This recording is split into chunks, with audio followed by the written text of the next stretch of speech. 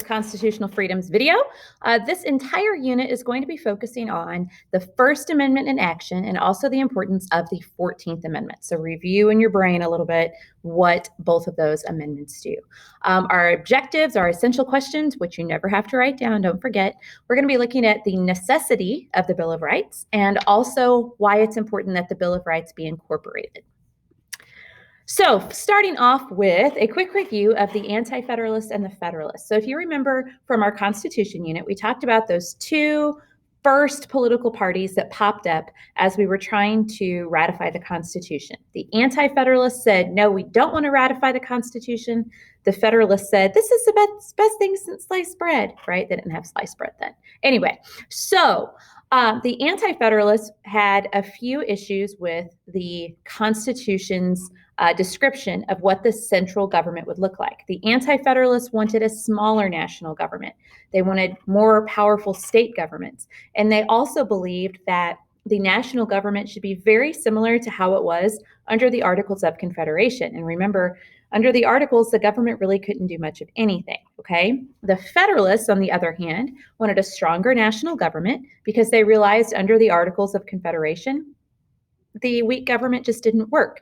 So the other bone of contention between these two groups was whether or not to have a Bill of Rights. Now, we've talked about this before, but keep in mind that the Federalist Party, they didn't disagree with a Bill of Rights. They didn't think rights were bad.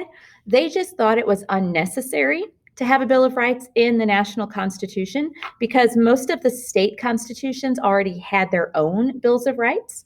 They also saw the entire Constitution as a Bill of Rights. And I want you to think about how that could be.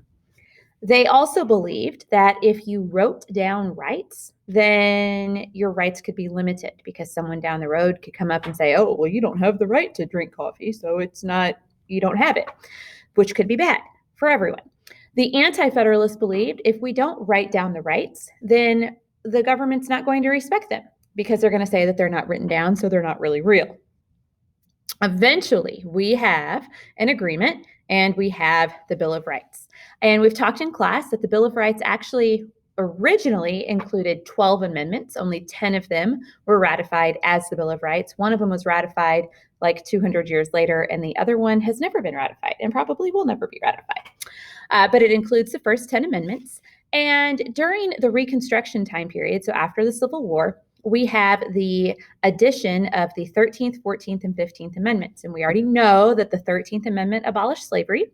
The 15th Amendment granted suffrage or the right to vote to African American males. And the 14th Amendment, sandwiched in between the two, was the amendment that guaranteed citizenship for everyone born or naturalized in the United States, but it also incorporated the Bill of Rights to apply to the states. So before the 14th Amendment, it was like, yeah, you have the Bill of Rights, but it's at the national level, okay? So the 14th Amendment really helped to apply or incorporate, for lack of a better term, the Bill of Rights to individual states as well, okay?